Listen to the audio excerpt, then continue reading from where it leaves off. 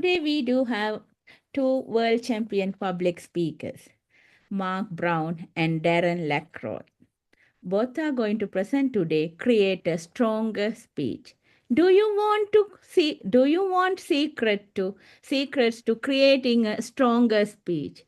Would it make sense to learn from someone who has coached speakers for 2 decades? What about two world champion coaches? On August 25th, out of 25,000 contestants from 14 countries, Darren LaCroix was crowned the 2001 World Champion of Public Speaking and has been coaching speakers ever since. Darren says there is no way he could have even placed without help from Mark Brown, the 1995 world champion of public speaking. After decades of coaching speakers, they see the same mistakes over and over again. Who wanted to avoid those mistakes and know what does work? In the next few minutes, you will walk away with 9 criticals, do's and don'ts. Let's go back to Anaheim, California, 2001, where they are about to announce the winner.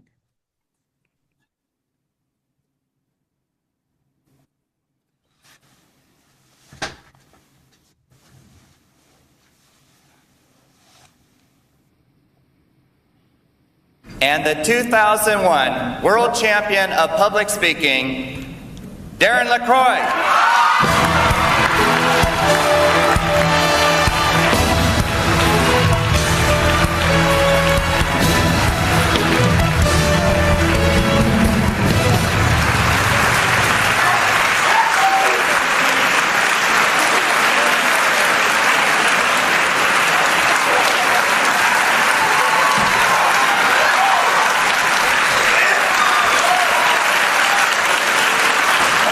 King Darren, your subjects would like to hear a few words from you.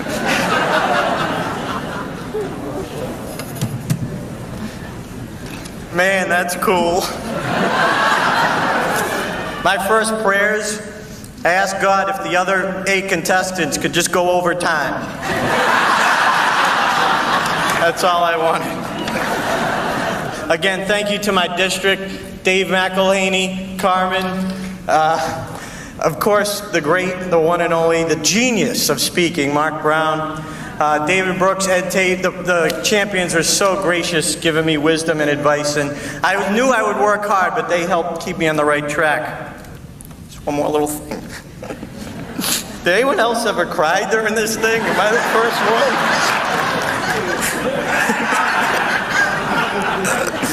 Does that count as a gesture? I'll never forget, my dad probably doesn't even remember. He said, I don't care what you want to do. Just be the best. And I am, Dad. Because that caring and wanting to help people comes through in everything he does. Darren cares about you. He's a mentor. And how to deliver a speech, how to write a speech. So it's just, I think you get the full package with Darren. Darren, as I said earlier, challenges you, and he wants me to get better. He wants me to grow. Someone just said you're the world champion. What are you gonna do now? I'm going to Disneyland.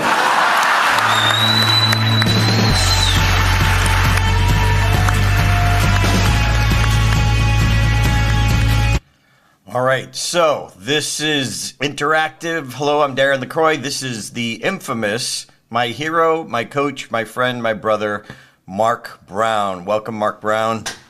Hey, hello, Darren. Hello, Manga. Hello, District 100 Toastmasters. It's going to be a fun day. Okay, so first question right out of the gate. How do you feel? How did that video make you feel? Please pop in the chat, Mark, if you could keep an eye on that together with me. That would be great. How did you feel? What emotions bubbled up for you when you watched that? And there's a reason why. What do we got? Excitement, energy. We got one so far. Excitement again. That's two for excitement. Pretty interesting. Anything else? Just what first comes to mind emotionally. Pop it in the chat. No trick questions. No passion. Inspiring. Satisfaction. Emotional. Okay. Interesting emotions here. Inspiration, passion, excitement, energy, satisfaction. Inspiration again. Okay. Okay, here's the bigger question now. Do you feel a closer connection to us? Do you feel a closer connection? Just give us a Y in the chat. If yes, give us a meh, not really, or no. 1, 2, 3, 4 in the affirmative so far, Darren. 4 in the affirmative. Okay, Quite now a few. what Mark and I will be talking about is contest speeches, but guess what? This applies to just about every speech, even if you're a leader as well. So you want to be a high paid keynote, you want to be a leader people love to follow, listen in, lean in. So the connection matters. And notice we do this right up front. If you're taking notes, you must connect before you can educate, entertain, or inspire. You must connect first. You must connect first. Okay, so Mark, I'm going to ask a question here and have you type in the chat. But Mark, let's not, for this one, let's not call out names. Not that you did, but just want to make sure. I want to keep this somewhat anonymous, but I'm going to ask you to take inventory of where you are at. Okay, so for your speech title, the clarity of message, and the phrase, if you have a sticky phrase, and maybe the number of stories in your story file. Let's just take the top 3, just to not confuse people. But I'd like you to circle, or in this case, in the chat, write down speech title, 4, want to take it to a 7. Clarity of message. Right now, if I'm honest, it's a 5. I want to take it to a 10. Foundational phrase. Again, that's a sticky phrase that we'll talk about. It's a 7, want to take it to a 10. So 7-10, 5-10, 4-7 in this example. So speech title, clarity of message, and foundational phrase. Give you a minute to do that. From this to this. This is a thinker. We got to think. We got to take inventory where we're at. If we want to make it better, we got to see where we're at.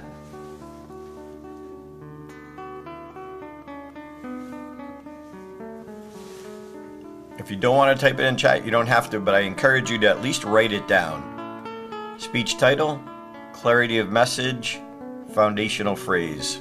This is for yourself, but I'd love to see some in the chat. Again, we won't call out names on this one.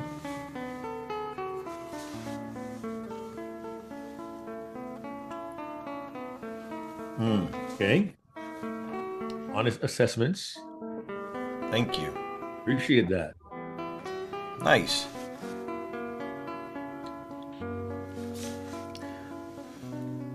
And what we found is just by asking this question, people go, yeah, you know what? I need a stronger title. Or, my message needs to be clearer. So I'll give you 30 more seconds. Yeah, that title can be tricky, can't it? Yeah, appreciate the honesty and transparency. That's big. As you would say in Boston, that's wicked important. And I appreciate the intent to get to 10s or not. Step by step. All right. Well, thank you for playing along. We appreciate it. Hold that thought because we are going to take you on a journey now. When we ask people what are their biggest challenges when it comes to speech contests, type that in the chat if you're willing. What's the biggest challenge when it comes to speech contests? Or contest speeches, or competing even. What is your biggest challenge? That's a good question. It's all part of a self-assessment.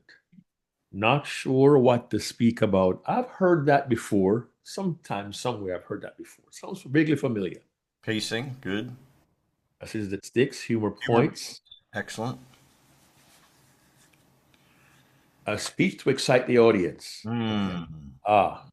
There's one word. That's one word right there about emotion. We'll talk about that down the road as well. Lack of feedback at an elite. And I really appreciate that. Lack of feedback at an elite level. Oh, that was perfect. We will certainly address that concern. So thank you for sharing that also. We will directly address that today. That's a promise. Excellent. Yes, we will. Okay. Here's what Mark and I hear after 2 decades of coaching people, speakers of all ages, even CEOs. I wish I started sooner. Yeah. If you plan on competing in 2026, now is sooner. Now is sooner. Yes, I get the holidays are here, but what a perfect time to listen for stories. What are the stories that your family's talking about? What are your friends talking about? What's that story they say, hey, tell a story about your fill in the blank. Whenever, that chances are that's a good story. We can build on that. It's already proven itself without even perfecting. We hear also, I wish I got help sooner. Oh, Mark, any thoughts on this? Unfortunately, some speakers and contestants find after the fact that they've worked really hard and they've fallen short, and they realize, you know what? Had I talked to that person or gotten some help before, I could have made it better. Missed it. I have to wait until next year. Why wait? Yeah, getting help sooner is more important than later because you can't polish a bad speech. You can't polish a bad structure. So people come to us, well, I want to just get it to this point and then I'll bring it to you. Yeah. No. I've heard that too. Okay, so if you want to avoid the mistakes that most presenters make, we are going to talk about the 9 do's and don'ts of a speech contest. But in the bigger world, Mark and I have been coaching people around the world. I will pop it in the chat, but if you like to do the QR code thing, you can scan that right now. And this is free. These are our top 10 speaking mistakes. Let me pop that in here. For those of you who prefer a link to click on, it is there. Excellent. So these come from a decade of coaching speakers, and this is what Mark and I do for a living. We love what we get to do. So again, the same QR code, and you're going to get the top 10 speaking mistakes, and you're going to get the top 10 virtual mistakes. And this will add you to my newsletter, Sponge. You can opt off if you'd like. No problem, no worries. So, if you're here, we're guessing that this is not your first program on creating a stronger speech.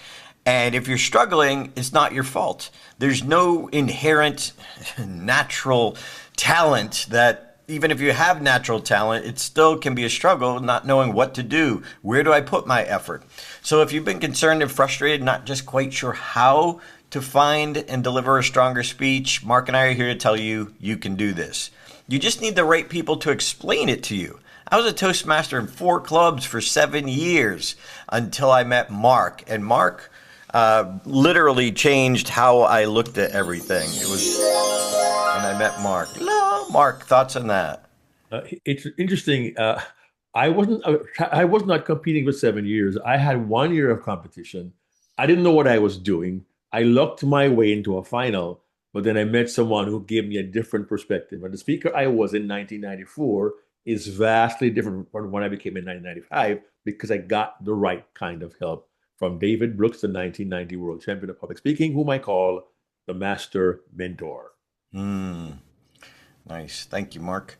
All right. So who is this for? We're here to help 2 kinds of contestants. Number 1, new contestants who want to prepare and deliver like a champion, but where do I start? Perfect. You're in the right place. And those who are experienced contestants, like our buddy Dan here, who is with us, chomping away in a winter wonderland. But they're looking for those crucial missing links. What's that one little idea, that little insight? It's kind of like Ed Tate has a great analogy about a sponge. And we all have different holes, different gaps that we need to fill in different places. It's not a clear, distinct path. So I love this quote by Jim Rohn. You are the average of the 5 people you spend the most time with. This was one of the most important quotes I heard early on in my career. Like, if you want to be a world-class speaker, you need to hang around with world-class speakers. Just like it was one of the comments that, I'm getting the feedback of the pat in the back. That was great. That was awesome. And that is nice. And that is encouraging, but that is unhelpful if you truly are a sponge. So I spent so much time with Brian Tracy and Zig Ziglar in my car, listening to their cassettes over and over again, because I wanted their thoughts, their habits, their ideas to fill me. And so I spent a lot of time with them, even though I've never met Jim Rohn, rest his soul, and I met Brian Tracy, but I feel like I met a friend because I already knew him because of that time. Does this make sense? You want to be world class, you need to spend time with people who are world class. So why us? Why Mark and me? Well, we get consistent results. We've been coaching for years. If you look at the speech contest in 2020, 35,000 contestants, 105 semifinalists, 10 finalists. 2 of them were people who worked with us in Stage Time University. 2021, we had 2 finalists again. 2022, we had 5 people who are Stage Time members in the semifinals, and 3 made it to the finals. 3 out of 8 were people who worked with us. 2023, 6 semifinals, again, 3 in the finals. So why us? What we learned on our journey. So, Mark, you there? I am here. All right. Your picture went away, so I didn't want to. I'll turn this to you, Mark. Yeah, I think what happens is on Zoom, if you hide non-video participants, they move on the screen. So I came back, probably at the bottom of your screen, but I am here. And real quickly, my story, I grew up in Kingston, Jamaica. That house is the house I lived in from 1965 till 1980. In school, I didn't think about speaking much. I was more interested in playing football. Americans call that soccer. I was also involved in student government. Most importantly, back then, I had hair, but that's kind of who I was back then. Here's the interesting thing. In school, my classmates saw me as a presenter when I did not. As a matter of fact, in high school, my last year, my high school annual, or the yearbook, I guess it's called a yearbook here in North America, I'm not so sure, they actually wrote a little piece about me, and there's a very satirical section in the yearbook, so it's kind of very humorous. And they wrote, always seen in the center of a crowd, relating one of his experiences to his listeners. And they said later, his listeners have to make sure that they have their dictionaries with them for frequent consultations. My classmates back then saw me as a speaker when I did not. So I came to the USA. I was 18. I had like $40 in my pocket and a dream for a better life. And I did wear a really weird light green 3-piece suit for my first job at a bank back in 1980. But I didn't know anything about speaking. However, I joined Toastmasters on the recommendation of an uncle of mine. And before I knew it, in 1994, I find myself competing as a finalist in the World Championship of Public Speaking completely by accident. It wasn't my intention. I kind of fumbled my way through, but I did not even place. And I remember being in the Galt House, Louisville, Kentucky, August 1994. I just found out I did not place in the contest. And my young son, Joel, was in my lap, and he was just crying his eyes out because Daddy did not win. And in that moment, a gentleman literally walked into my life and transformed it. David Brooks came over and he said to me, Mark, I hate to interrupt what's a tender family moment, but I want to let you know I may not see you again. So here's my thought for you. You have potential, and if you're willing, I'd be happy to help you. I'm like, what? How cool is that? Like, he gave me his card. I was like, thank you so very much.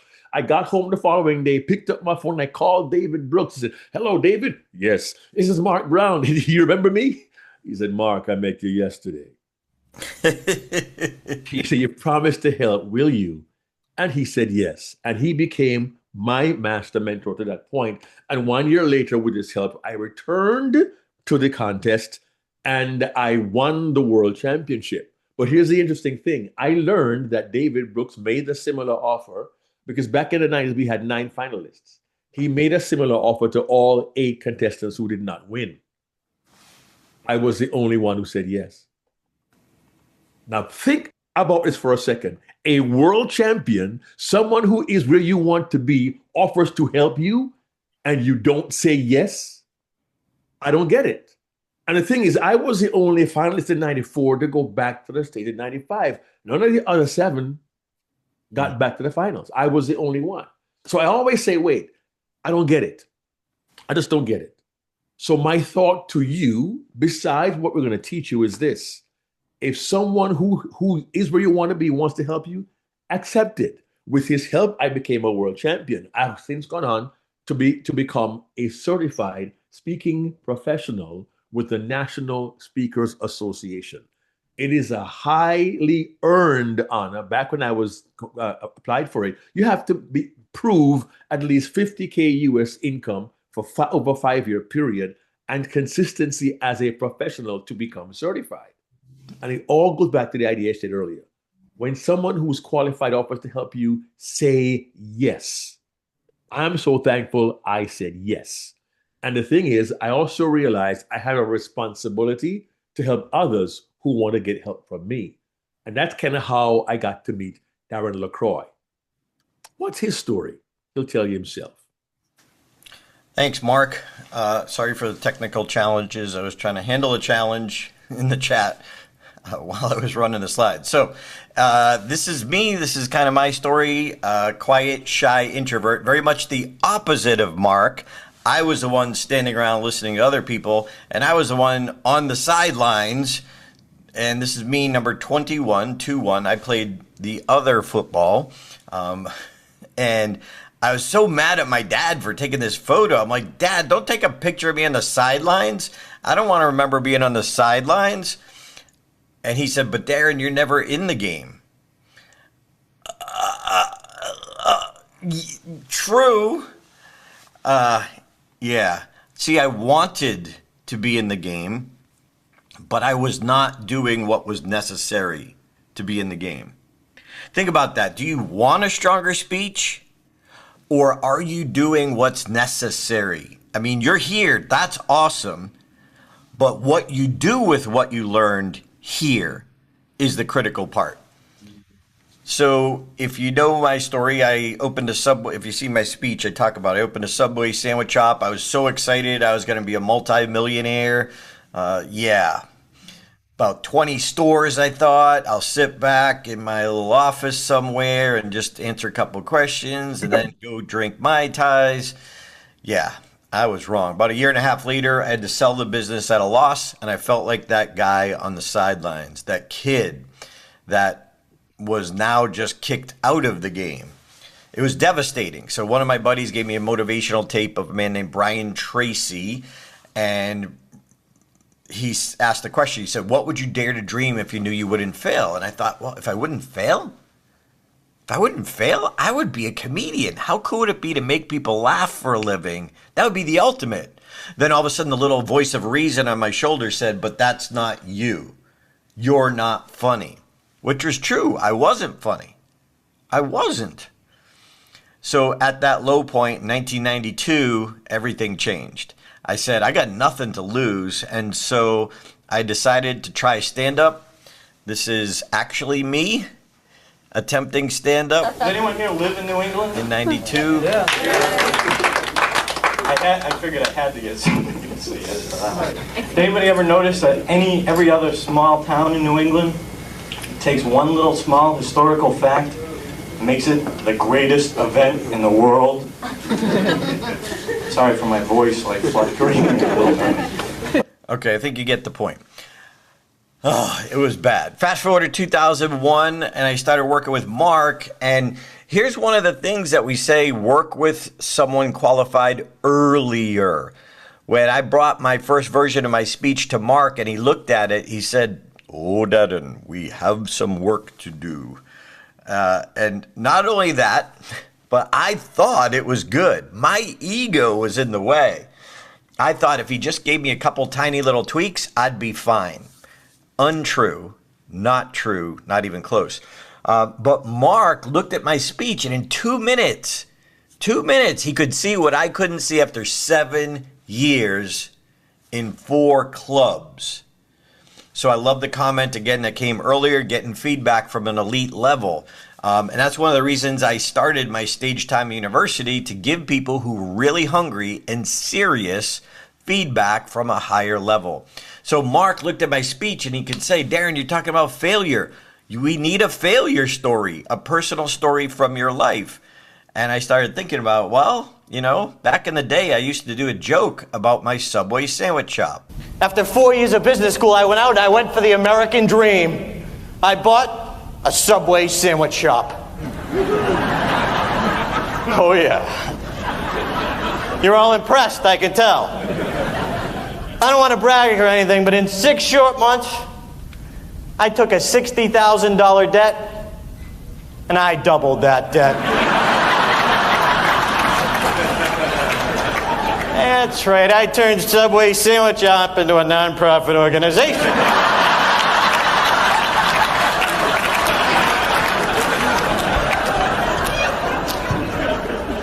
I financially fell on my face. That was not in my first version of the speech. Here's the question for you to think about. What is the gold in your life that you can't find yourself because you're too close? Mark, your thoughts on that?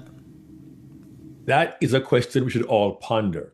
We have stories, experiences, material in our lives that would be great fodder, wonderful content for a contest speech, but we may not realize that's there. And sometimes that only comes out with the guidance of someone who's experienced, who can help you draw those stories out. And Darren mentioned earlier, you may go to a social event, a family event, and someone says, hey, Dan, tell that story about a time again when you were on that vacation. It was a great story.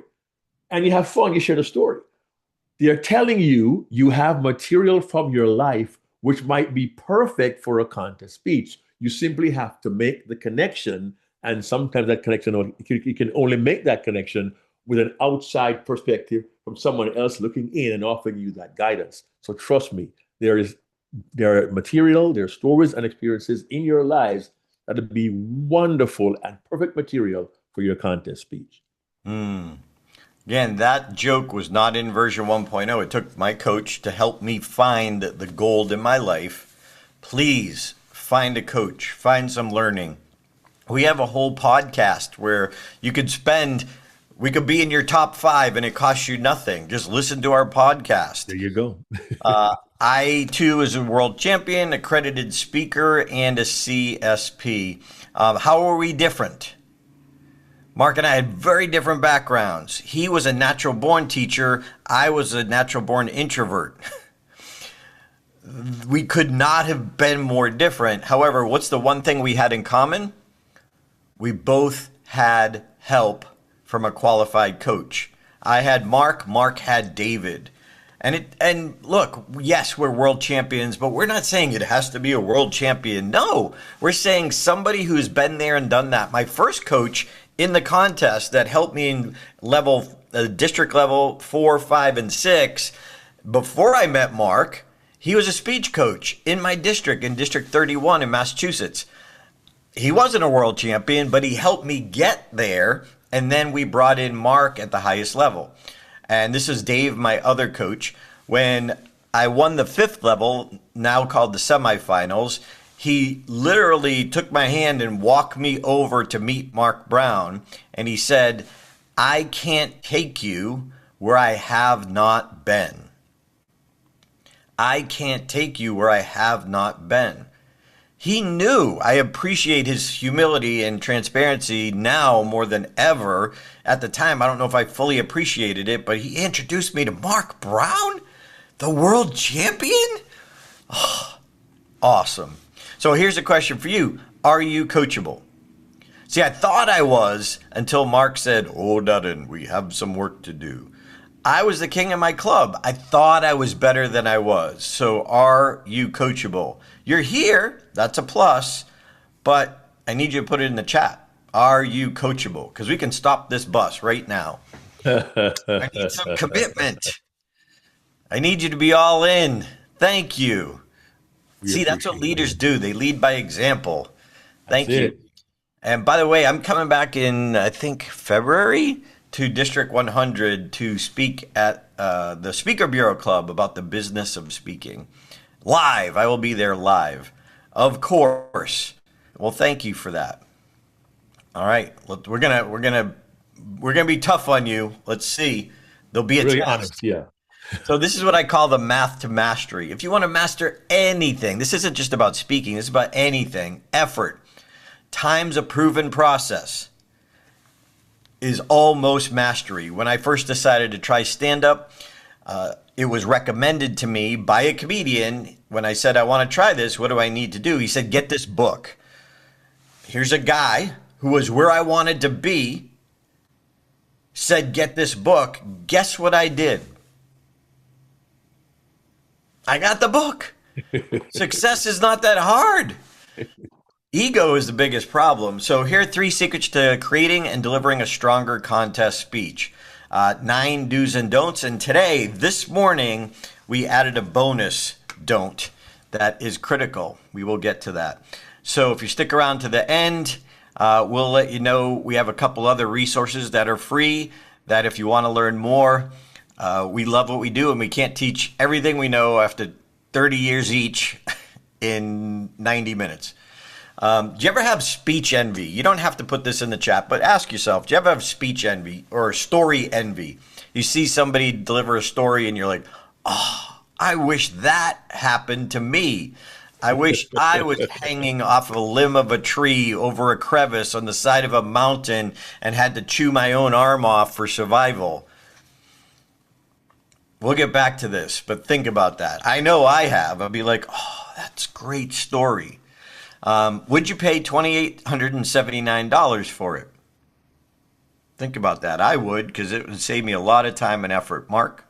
Yeah, I wanted us to go back to that previous question you asked about having story envy. I'm going to ask you all to be really honest. We're going to be honest with you. A little bit tough at times, but be honest here. Have you ever thought to yourself, put a Y in the chat if you have, man, my life is so boring. I don't have any great stories to tell.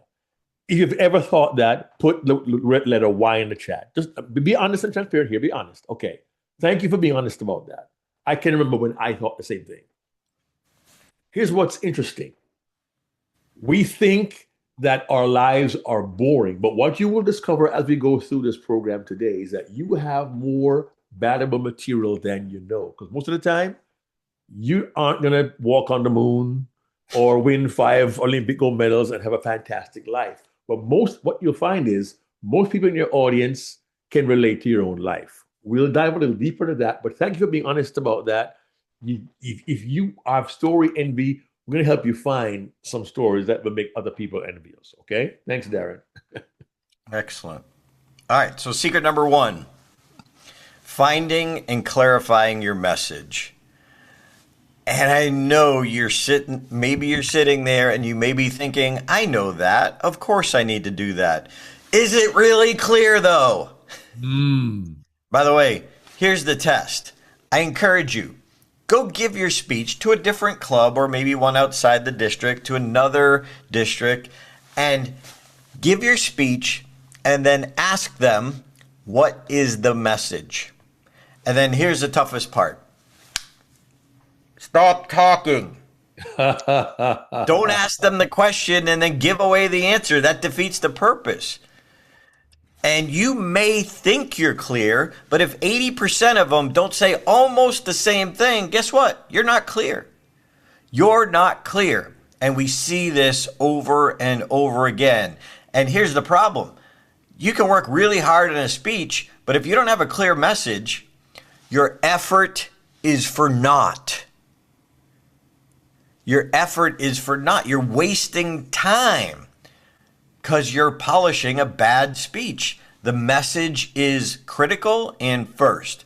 So I was speaking in Nashville, giving a keynote to Wells Fargo, and actually a breakout session at Wells Fargo. So I travel across the country, get to my hotel, exhausted. I get my key card. I come out of the elevator, and this is what I see. Huh? I'm tired. Why are you giving me a math problem? ugh. All I needed to know is, do I go left or right? Now I've got to okay, which numbers go with which arrow? Mark? Real quick, which way to room 1143? Left or right? Anybody? Which way? Who can tell me real quickly? Exactly. Where is room 1143? I'm not sure. Okay, there you go. Point taken. You are the designer of your speech. You are the CEO of your speech. But two problems with this sign. Number one, the person who designed it forgot the intention. The whole intention of a sign, yes, we want it to look professional. Yes, we want it to be on brand.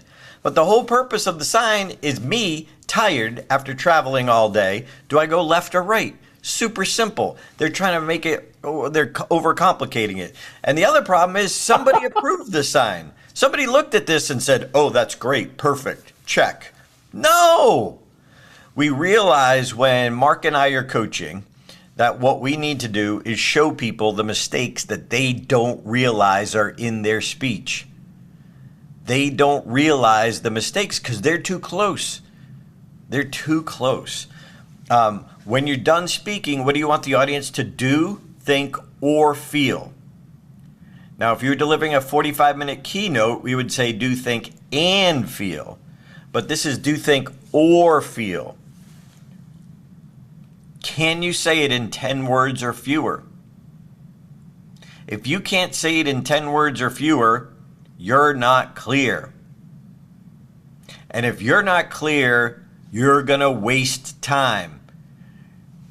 You're not going to honor the privilege of the audience either. 10 words or fewer. Mark, thoughts? Yeah, I hadn't really thought of that before with regard to my own contest speech from 30 years ago. But what did I want the audience to do? Kill the beast of intolerance, indifference, and ignorance. That's it. That's my whole goal.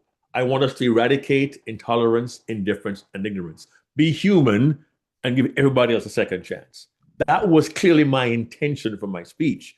And you need to be also clear, what do you want the audience to think, feel, or do? It might be nice to share a story of your life, but don't forget in the contest, there is a requirement of called speech value.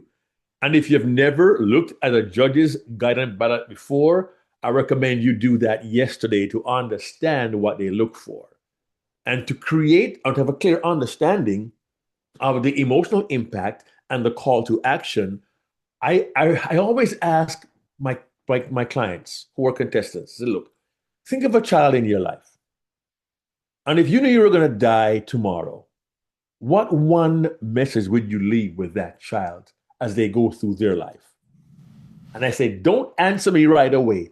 Take a couple of days, think about that question, and determine what message you want to give to the audience. Matter of fact, 24 years ago, I issued that challenge to Darren LaCroix. I said, Darren, make a list of the ideas you have, lessons that you've learned, and pick the one you would give, but choose a child in your life who means so much to you and prepare that message for them. And Darren, I want you to go deeper into your life and find a message. Tell us what happened when you did that. Well, I started to answer it, and Mark's like, no, take your time.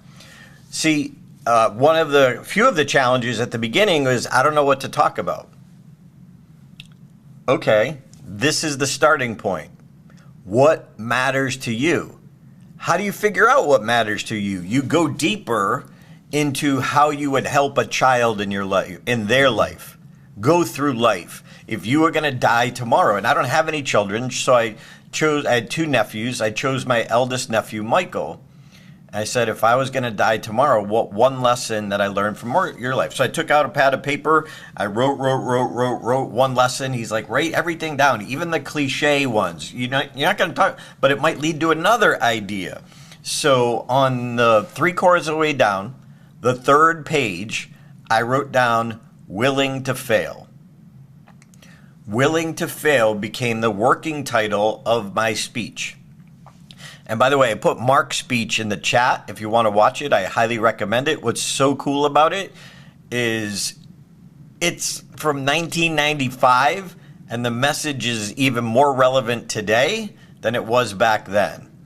Why? Because Mark went deep. Mark went deep. So we can't just tell you what to talk about. We don't know your life. So we don't know. And then we also don't know what matters to you. What matters to you? So my nephew's Willing to Fail became the working title of Ouch. And when I got back, I celebrated. That was my nephew, Michael. He was the one I wrote the speech for. And here's a delivery tip, aka right from the mouths of Mark Brown. He said, look, every time you speak, take Michael in your mind and put him in the fourth row. Deliver it to Michael like it's your last time. Just let everybody else eavesdrop on that conversation. What that also does, again, goes down deep into your intention, and people can sense it. If you're giving a speech and you want to look good, or you really care and you want that message, like if you get nothing else from this, you get this. And people can sense that intention. So write that down. The secret ingredient in a great speech is intention. Intention. Mark, any thoughts? That is gold right there, my friend. So again, wrapping up point number one, you have to be sure your message is clear to your audience. If you're not sure, test it until you get 80% of the feedback being the exact message or almost maybe a different wording, then you're just not done yet. See, I believe you can create a world-class speech. Any presenter can create a world-class speech. Most of you don't finish it. I love Toastmasters, and this is the opinion of Darren LaCroix. I'm not even going to put this on Mark. The opinion of Darren LaCroix, not the opinion of Toastmasters International. Go back to the disclaimer at the beginning of this presentation. But one mistake that we inherently do, because we're trying so hard to help people in Toastmasters, we teach you to write a speech and get feedback, and then go write a new speech. Why? There's no professional speaker in the world who does a different keynote every single time. They do the same one. Great speeches aren't written, they're rewritten. Mark, your thoughts on that? Yeah, I agree. And I know there are assignments, I believe there are assignments now in Pathways where you can redo a presentation after being evaluated. But for the longest while, it was speech, good, great job, love it, perfect, next one. And we go through the manuals, we go through the projects, but there may be a speech there that has so much value when you work on it, when you improve it, when you reassess it and make it better. Of course, in the contest, you can't give a speech in the final that you have given in any previous semifinal or final because they want new material. That's the Manoj rule they put together some years ago after somebody heard the same final speech twice and won the second time around. But the truth is, many of us have actually done that before the rule came into place. The idea is take what's good and make it better, and then take it outside Toastmasters. As Darren LaCroix always says, no one goes to Toastmasters to be great in Toastmasters. You want to use a value somewhere else beyond Toastmasters. But give yourself the benefit of continually improving. And every contestant who comes to me from a consultation as a client, I say, good, you won your club, great. Now, how do you make it better for your area contest? How do you improve that for your division contest? How can you slay that for your district contest? There are those who will do a different speech at each level, bless them. But those of us who have a good speech, we win at club, let's make it better and better and better every single time. Because I'll say this again, you may find value in your speech, your contest speech, outside of Toastmasters. So think about that as well. Anyway, here we go. Yeah, I joined the contest. I didn't even know it went past district. I thought district was it. I thought international speech contest was just a fancy name they did for marketing. I didn't know. But my mentor said, Darren, stop trying to find that story that will launch your public speaking career, and instead take the stories you have and make them so good someone will pay to hear them. What? And My problem was I had a day job. I was trying to build my speaking career. I was speaking anywhere and everywhere I could, and then every waking moment in between that, I was marketing. The one thing I wasn't doing was working on my stories, improving my stories. So I used the contest. I pulled a story out of my keynote. I gave it an open and close to fit in the Toastmaster format, and I worked on it. The whole goal was to take the story and make it better and put it back in the keynote. Our fellow world champion, Craig Valentine, says if you want a masterpiece, you have to master the pieces. I used the contest thinking beyond the contest. Now, guess what? I probably worked harder than anybody because I wasn't working for a trophy. I wasn't working for just the end result on a contest stage. I was thinking way beyond that, impacting audiences for a career. So let's go to secret number 2, crucial do's and don'ts of the speech contest. This comes from coaching people in the contest for decades. Most of it bleeds over to any kind of speech, but some of it is contest specific. So feel free to take screenshots if you want. We already said this, but I want it on the list. Mistake. You think your message is clear enough. No, it's not. Not until 80% of the audience can regurgitate what your message is. Mark? Nice, regurgitate. I love that. Yeah, we've talked about clarity before. I don't need to, belabor that. So make sure it's clear. Number 2 says, giving away your message in the title. Be honest. Someone says, a speech contest. Number 3, Mark Brown. 5 ways to conquer fear. 5 ways to conquer fear, Mark Brown. You hear that title in the chat, give me a yes or no. Does your mind begin to think, okay, I've heard that before. Okay, I know what those 5 are. I know where this is going. Make sure your title is intriguing enough. Thank you, Darren. To give the audience a reason to lean in. A title like ouch, you're going, ouch, what is that all about?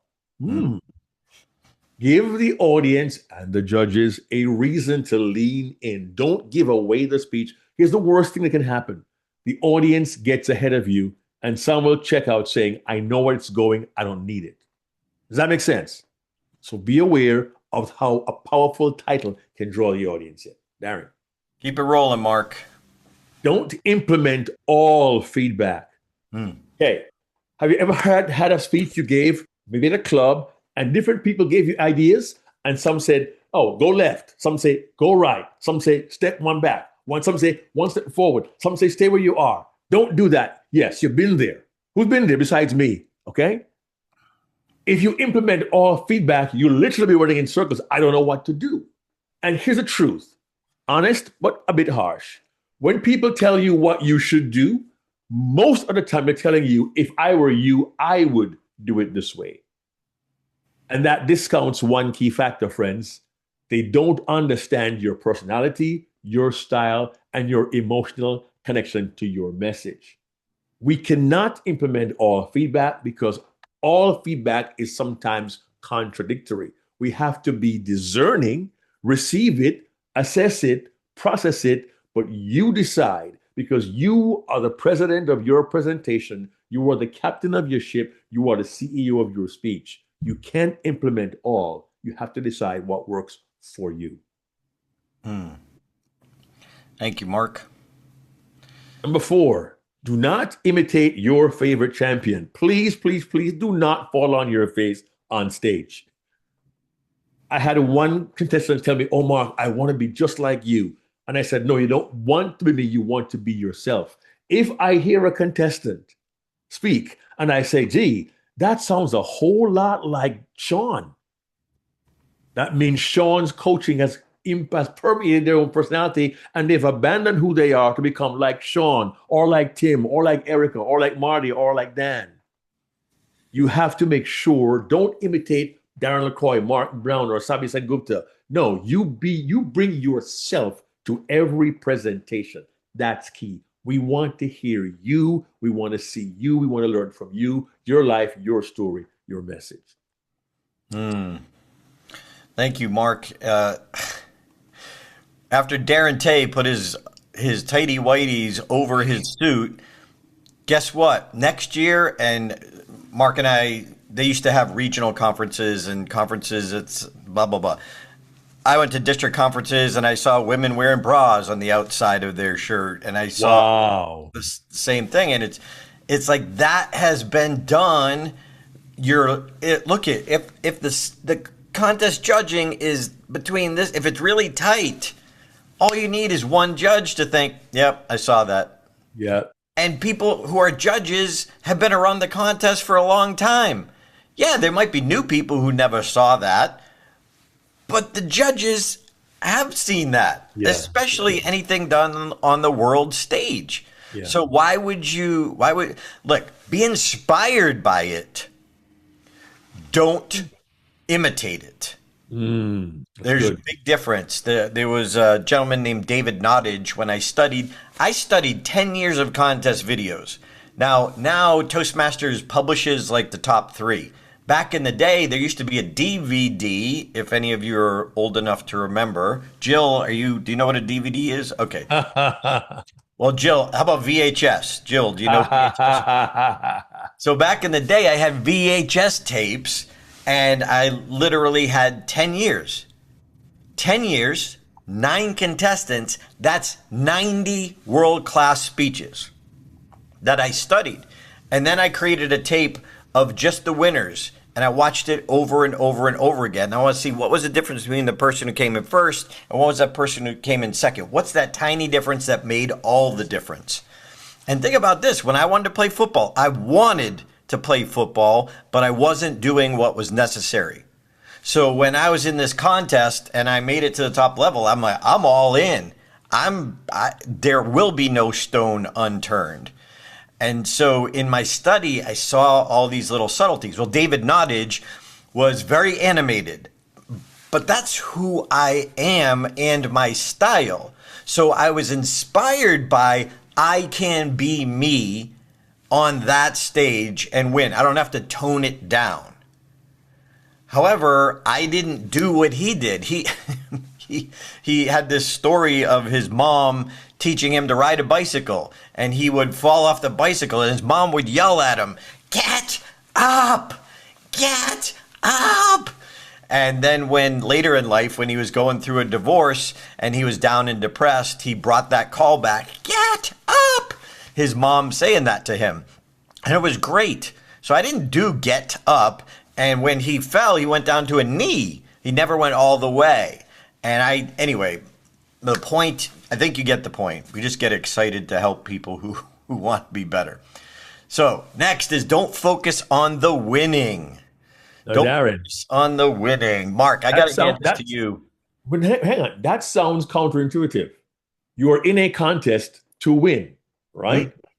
However, when we get that lust for the jewel, the trophy, what happens is we get so driven to try to be perfect on the stage, and we miss the power of the message that we have. And Darren, you confessed to me that you had your eyes on the prize. When you realized what it could do for you, you had your focus on winning because your goal was, win, I'm going to get paid. And can you walk us through your thought process, Darren, using your slides to show us how you change your thinking about winning versus winning the audience's minds and hearts? Now, remember we talked about intention at the beginning before Mark's wisdom. I wanted to win the contest now. I wanted to get paid. And we see this over and over again because some people think if they win the world championship, now they're on the speaking circuit. There is no speaking circuit. Now, there might be in Toastmasters, but that's a speaking circuit of free speeches. Correct. So, and I thought, you win, they obviously give you the $1 million check. There is no check.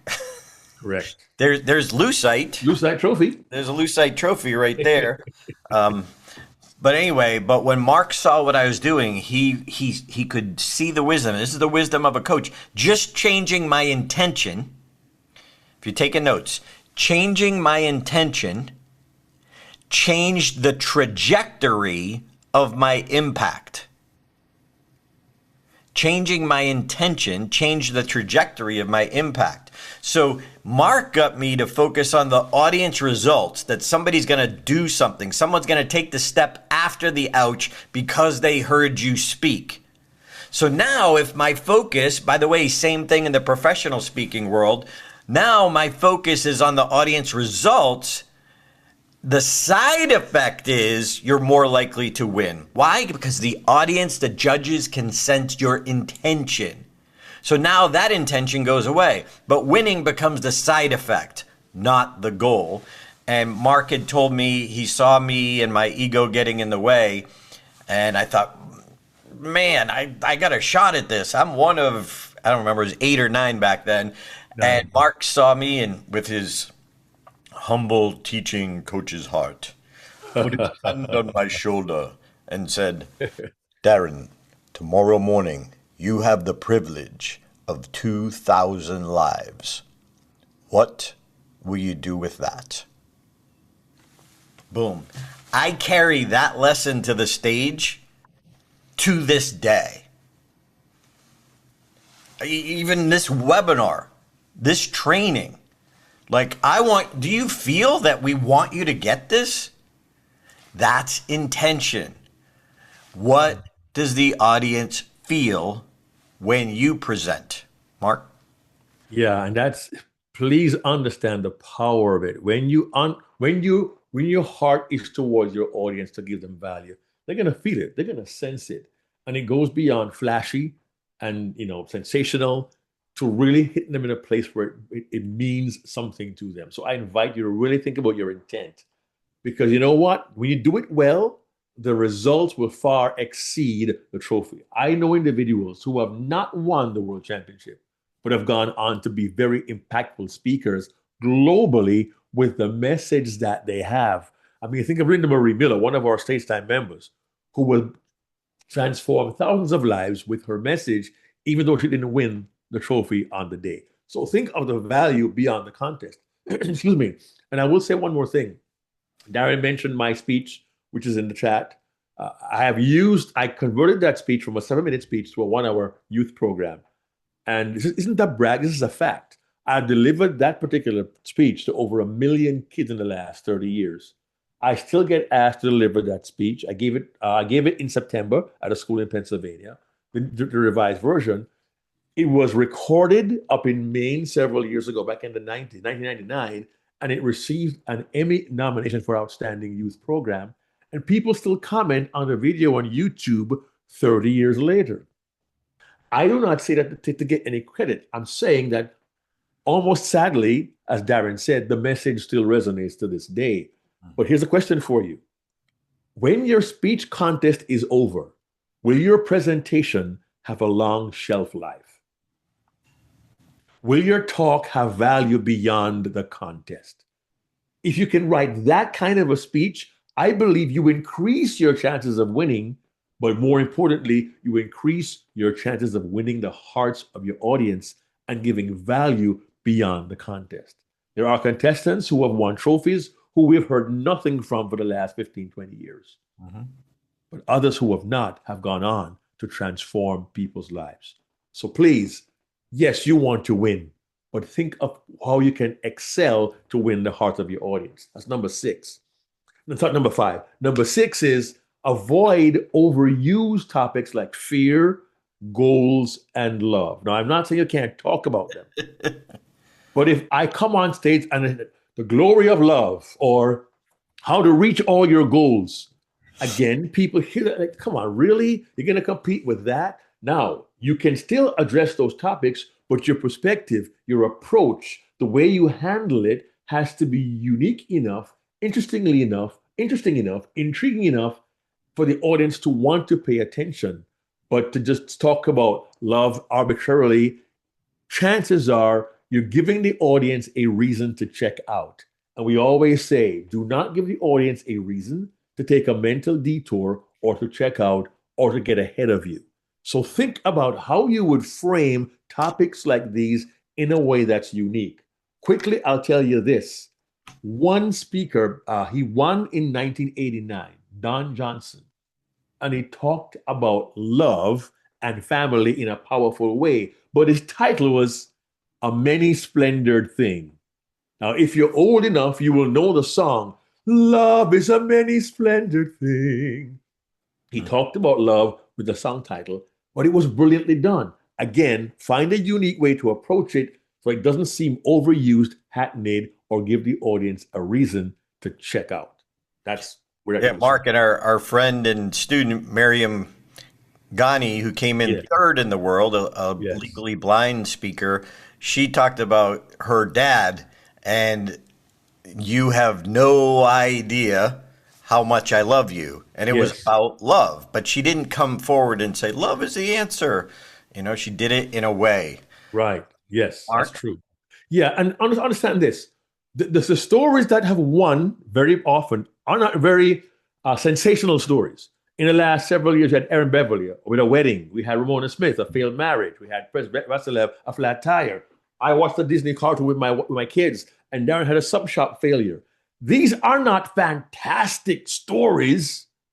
They're simple topics, simple stories, and they have helped the audience to connect with all of us in that environment. So here's the key. You want to connect with the audience, where they are. You want to make an emotional connection. And I say that to call back to a previous point.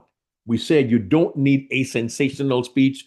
I have story envy. I didn't climb Mount Everest, uphill, backwards, barefoot, both ways, and saw my arm off before I got there. You don't need sensational. You don't need remarkable. What you need is relatable. Your speech need not be remarkable. It just needs to be relatable. Okay? Next topic. Darren, anything to add to that real quickly? Nope. Yes. Next is do not, and Mark, I'm going to have you speak to this one too. Don't worry about the speaking order. Okay, be honest. Be honest. If you can, be honest in the chat with a why. Have you ever been in a contest and thought myself, oh, I got a bad speaking slot. I'm either first or last. Anybody ever felt that before? Okay, E.T., I love that he's honest. Yeah, cool. All right. All right, listen. It happens. I first got to a final in 1994. We were in the room for the drawing. I was the last person to draw. I didn't have to draw. There were two cards left, two guys left. There were two cards. One, the ace and the 9. And the guy next to me drew the 9. I was speaker number 1 by default. And for about 3 seconds, I thought, oh my gosh, I've got the wrong spot. Some say, I don't want number 9.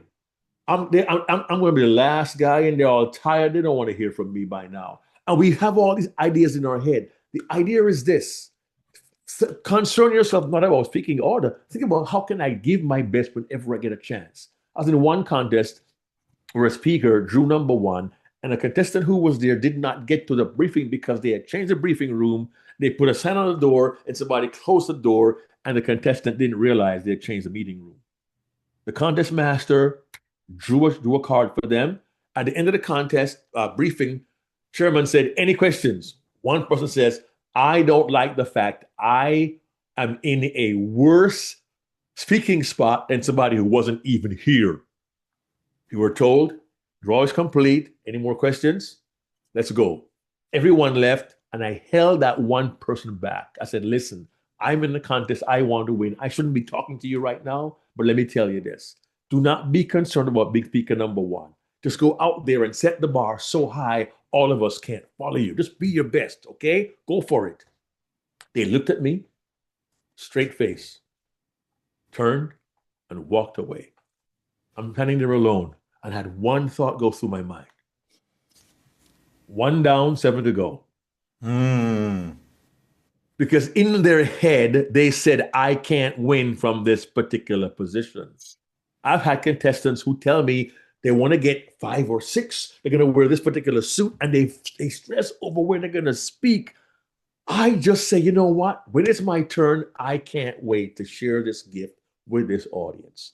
So I ask you not to think so much about speaking order, but how well will you present when the time comes? And you put that child in the 4th row and you share your heart with them. That's my recommendation.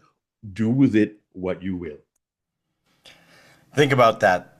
People lose the day before the contest. I'm sure you've heard, I think it was Henry Ford that said, if you think you can or you think you cannot, you're right. Something like that. Yeah. And it's true. If you think you can't win from that spot and you pull that spot, you're not going to win. It's going to affect your mindset. Yeah. And Darren, real quick, E.T. mentioned here, he says, it make me nervous about to wait my turn. Please understand, throughout contest history, I've been going to contests since 1994. So I've been around for 32 years doing this now. There are some contestants who choose not to be in the room when other contestants are speaking. That is an option. I mean, Delip Abiyasekara, former Toastmasters International president, he was not there in the contest in 1991 when he came 92 when he came second. He came second in 92 behind Dana Lamont, but he didn't hear anybody else. And some speakers choose not to. For me, my mindset was I was speaker number 8 of 9. I was in the room. I want to hear everybody. I want to hear everybody. Oh, that's good. That's good. I was inspired by them. Ooh, he's really good, but I think I have more energy than he does. But that's just how Mark Brown thinks. Don't do anything to put yourself at disadvantage. Protect yourself. But don't worry about, oh my gosh, I'm going to be last. Just say, I'm going to give it my best and go for it. Yeah, just consider there are 2,000 other people in the audience who would love any spot. Exactly. And yeah, they would do a lot to have the privilege of your horrible spot. But I knew this, and I knew I was very emotional and impressionable. So when I watched the 10 years of contests, I didn't want to be number one, but I watched the 10 years, and there were 2 people in the 10 years who won from the number 1 spot. 2 people. Statistically, that's not bad.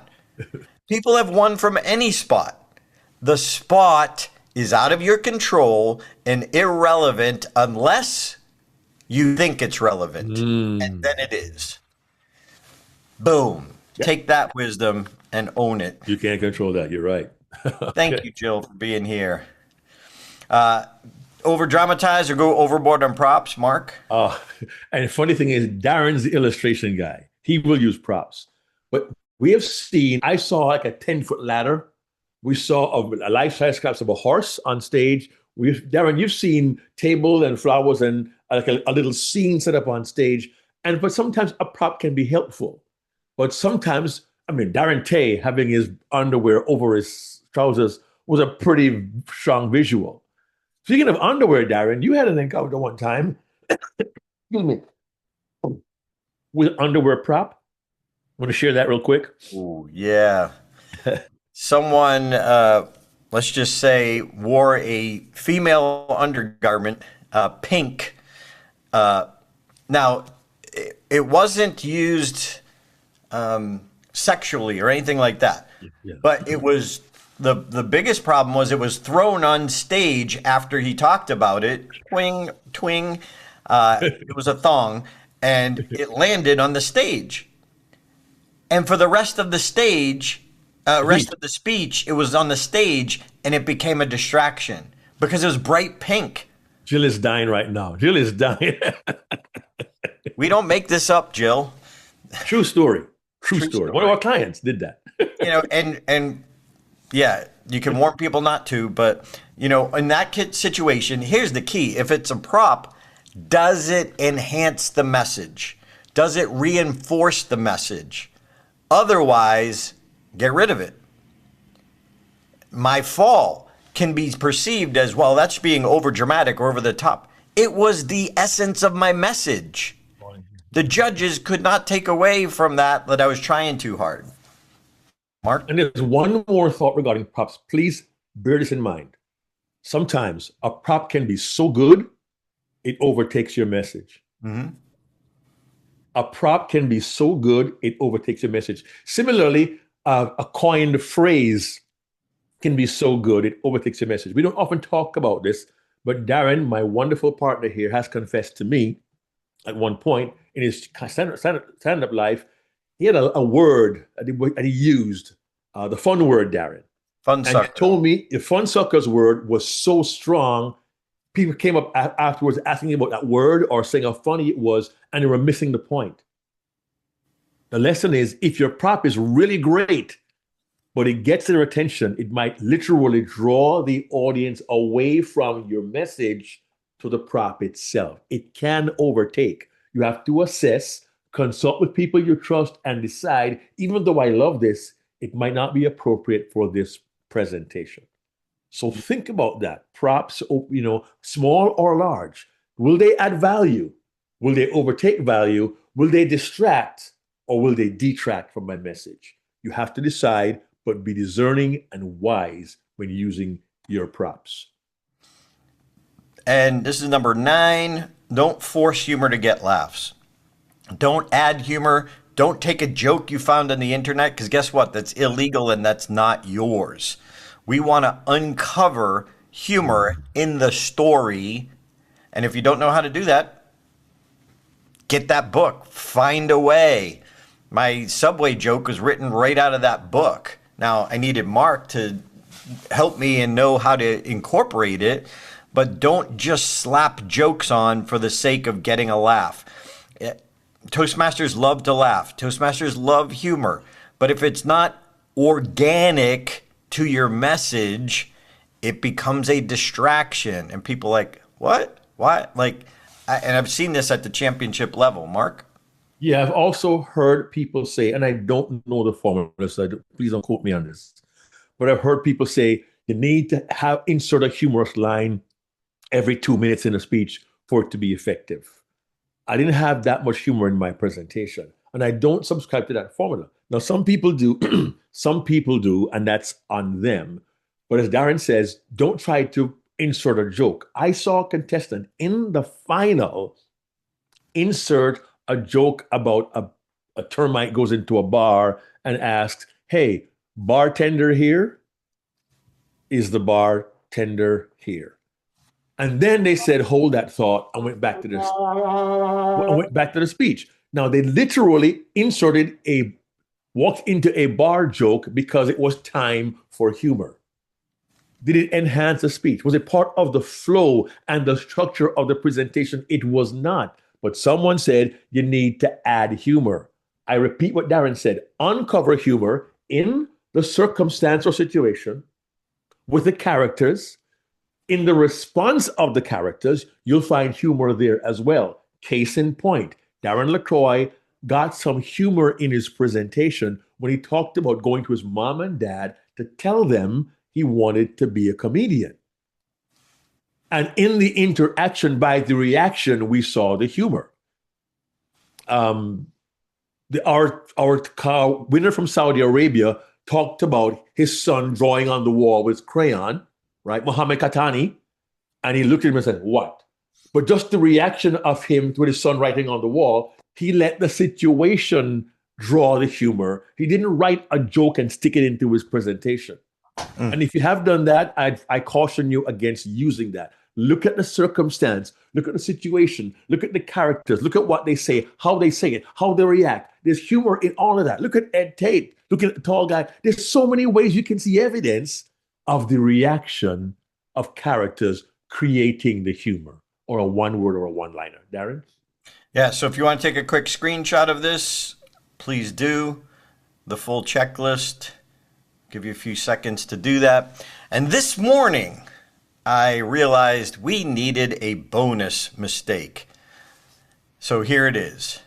Don't do any of these, by the way. Bonus mistake, a biggie. AI can't write your speech for you. I don't care how good AI is. That's great. AI can be a powerful tool, but it can't write your speech for you. It doesn't know you. So it doesn't have the input from your life. Now, if you have a diary of your whole life, daily diary from when you were 6 years old, and you put it in, then maybe. But unless you do that, it can't gather from your life. And by the way, this is a whole other topic. Ed Tate, fellow world champion, actually took his speech and put it into AI and asked AI to make it better. This was his winning speech. and asked AI to make it better, and it made it worse. So Mark and I did a podcast about that. Mark, if you can pop it in the chat. It's our Unforgettable Presentations podcast, number 317. By the way, you can find it. Mark, if you could put the YouTube one as well. Just posted. So it's on our website, Deliver Unforgettable Presentations /podcast, number 317, AI and speech writing. Please check that out. We don't have time to cover that today. Mark, your thoughts on that? Yep, I put it in. I'll correct that. It's not speech writing. It is actually speech writing. I'm gonna edit that. AI and your speech writing. That should show up now. That's you spend too much time in Georgia. That's peachy. I know, the Peach State. Well done. Boom, boom, ching. That is the YouTube link above that. It's a 17-minute podcast, an easy listen, an easy watch. Please check that out. But you need to bring your personality, your experience, your emotion. AI can't do that for you. So be very careful. I would tell anyone, do not let AI write your speech for you. Be creative. Let us hear you. Let us see you. Let us experience you on the contest stage. Now, be aware, we're not saying don't use AI. We're saying don't use AI to write version 1.0. It doesn't mean you can't use AI to help you consider rewriting it, consider tweaking it, consider making it tighter. But if you're not writing version 1.0 yourself, it can't, and then it won't, even if it wrote the whole speech for you without knowing your life, it's going to miss the gold. Because you can't say, hey, we need another story failure from your life. AI has nothing to draw on because it doesn't know your life. It reaches out there around the whole world, but it can't reach into you. You have to ask questions. So again, it can help with the rewriting, with the tightening, but it can't help with version 1.0. And for the record, I am an anti-AI speech writing person. I am a self-confessed word nerd. I want to put the work in. This is Mark Brown personally saying, I would use AI maybe last resort, but I'm not saying you can't do what Darren said. You have to begin with where you are. And I'm old school and kind of old, so I slog through it and do the best I can with the old noggin here. So there you go. Did you ever see somebody write a speech and it was like technically flawless, but you didn't feel anything? That's what's going to happen. It might be eloquently written, but now you got to memorize something and internalize something that isn't coming from your heart. Exactly. You didn't write yourself. That's it. Authenticity. Okay, if you're need help with a line or two and it gives you 3 suggestions, you're like, ooh, I like that one. Okay, you like that one. Then you got to own that. All right. So have a foundational phrase. A foundational phrase is a sticky phrase, has rhythm or rhyme to it. What's that sticky phrase? We see, this is something that Mark and I weren't even aware of when we competed.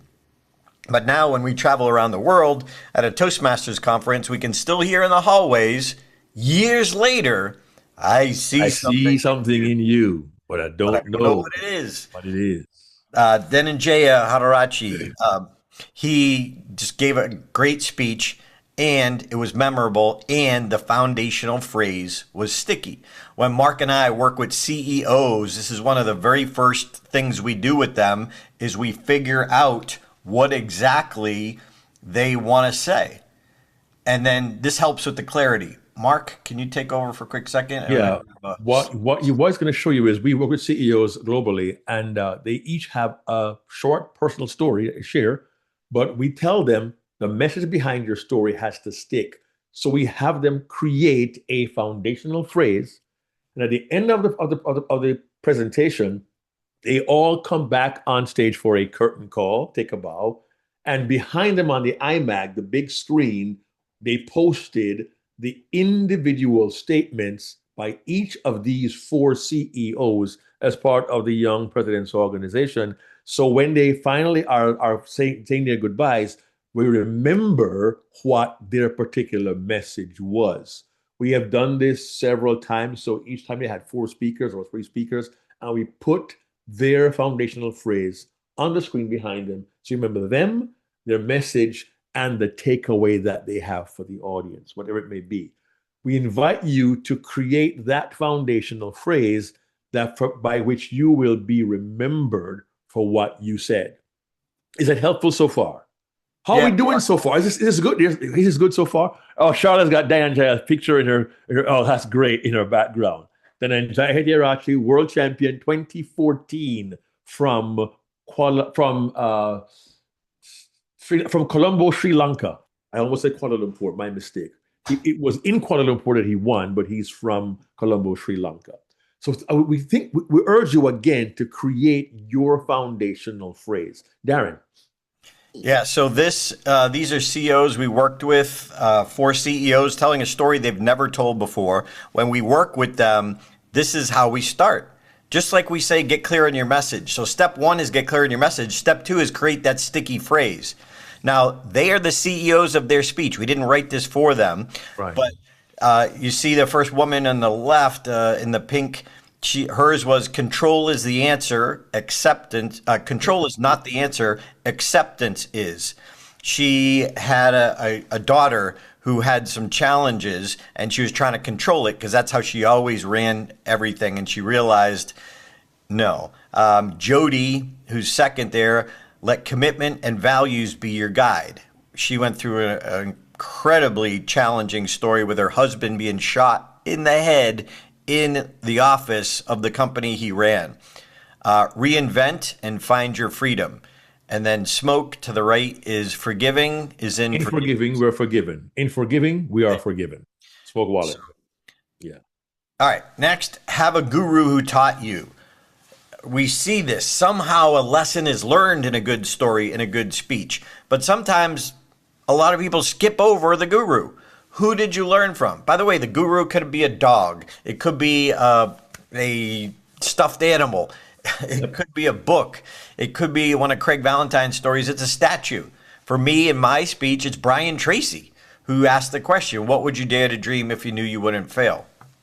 It could also be a fictional Disney character from Beauty and the Beast. So. Yes. Ah, Belle. And by the way, E.T., thanks for the shout out on the Mark Brown impressions. I appreciate that. I've been working on it for 30 years. All right. Think beyond the contest. We touched on this, but we want this on the list. I was working on my professional keynote speech. Mark took his and turned it into award Emmy nominated program for kids and gave it to over 1 million kids. Think beyond the contest. Dhananjaya took a TEDx speech and turned it into a Toastmasters speech. Why not? If you're going to work this hard, why would you work this hard on a speech that's only one time, 1 year? Why would you not then take it to a TEDx stage? Now you have more time. Now you can put those lines in you had to cut out to make it 5.5 minutes. And Darren, yeah, and don't change slides yet. Don't change the number 4 yet. I want to ask a question to everybody here. What is the one surefire guaranteed way to lose a speech contest? Anybody? You can also use your mic. You want to open and tell me quickly. One guaranteed way to lose a contest. Anybody? Lack of originality. Come again? Lack of originality. Not guaranteed, but originality. Okay, Omanga says overtime. Thank you, Robin, for your answer. Close, but Omanga is right. Overtime. Going overtime is a guaranteed way you will lose a contest. Which brings us to point number 4. Do write a 5-minute speech and deliver it in 7. We meet so many people say, hey, Mark, I'm good to go. I say, okay, how long is your speech? I'm coming in on 7:15, 7:18. I'm good. I'm on to 7:30 because it's a 5 to 7 with 30 seconds grace. You're coming in at 7:17? Have you considered audience response? Audiences almost always respond in unexpected ways. If you watch my speech contest, the link is in the chat. At a point, I use the word why, and the audience erupts in laughter. Look at my face. I'm like this. I'm thinking, what are you laughing for? And I'm counting in my head, 1, 1,000, 2, 1,000, 3, 1,000, 4, 1,000, 5, 1,000, 6. At 7, 1,000, I step in, and someone came to me after my contest and said, Mark, you stepped on a laugh in your speech. I said, yes, you're right, I did. why I hadn't budgeted 7 seconds for that laugh. And we've seen speakers go overtime in the world championship after 10 months of work. Write a 5-minute speech, deliver in 7. Time for pauses, for audience interaction, and to have the audience respond to you. Darren. Understand the judge's guide. Don't be ruled by it, but understand it. If you need to, go give it to another club, live or virtual. Ask them to mark you on the judge's guide and see where you're strong and see where you need help. Yep. And then fix it. Great speeches aren't written, they're rewritten. So don't be ruled by it, but understand it. Be unique, but not over the top. I kept asking myself, and what I encourage people is, what's your 11? On a scale of 1 to 10, what's your 11? My 11 was my fall.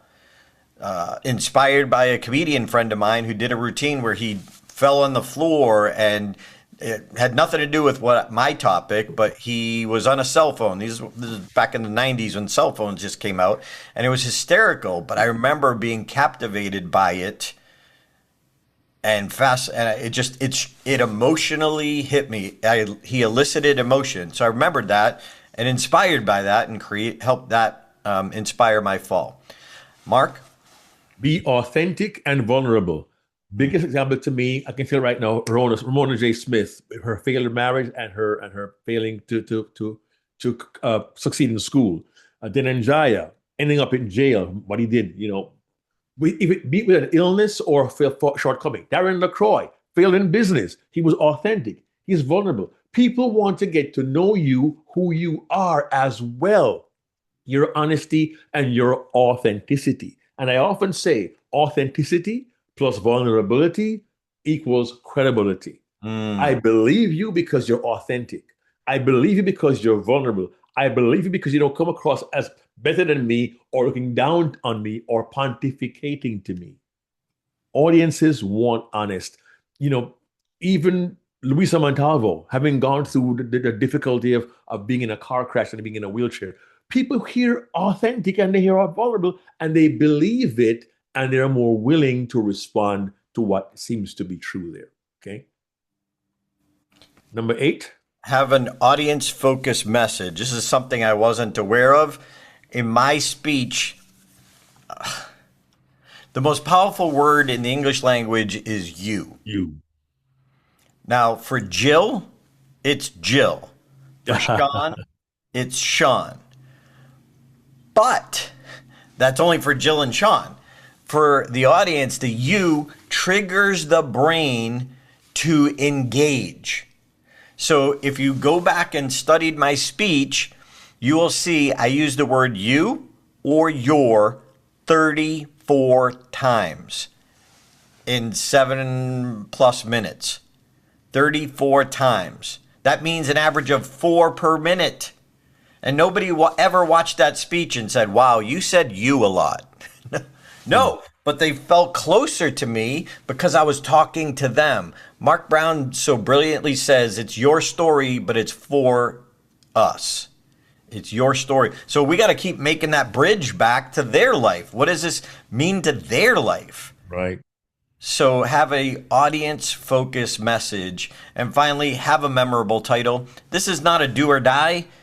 You can win without it, but it's helpful. So if you want to take a screenshot, there are no bonuses on this one. This is our best. The bonus is coming up on secret number 3 as we start to wrap it up. But number 3 is critical. Okay. So use this as your checklist for your speech. Number 3, this is the biggie, especially in the Toastmaster world, how to wade through the feedback. You get so much feedback. I literally, because I'm easily overwhelmed, I handed out little pieces of paper to my audience. Remember back in the day we didn't have virtual, so little pieces of paper, and I asked 4 questions. What inspired you? What made you think? What was unclear? And then any other thoughts? What inspired you? What made you think? What was unclear? And any other thoughts? And yeah. Whew, Mark? I couldn't have said it better myself. All right, remember we talked about this earlier. Almost mastery, effort. By the way, are you okay with the truth? So if you're here and you want to tell an unforgettable story, the reality is it's never going to be a straight line. I'd love to tell you, just follow this process. Effort, that's all you. When we inspire people, our audience, your audience, the effort is on them.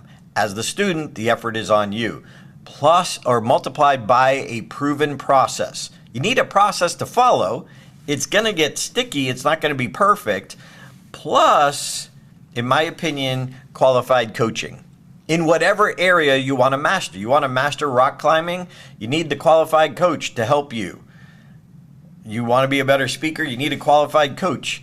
You want to be better at sales? You need a qualified coach. You need the process to follow, but you got to put in the effort. Mark? Yeah, and the thing is, excuse me, I have found that getting the right kind of help can make all the difference.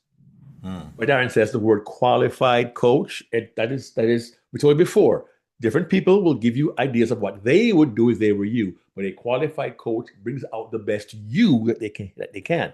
I would have never fallen on my face on stage, but I knew for Darren that would work, so I encouraged it. So qualified coaches find out what works for you and guides you through that process. Here's the cool part. A proven process will multiply your effort.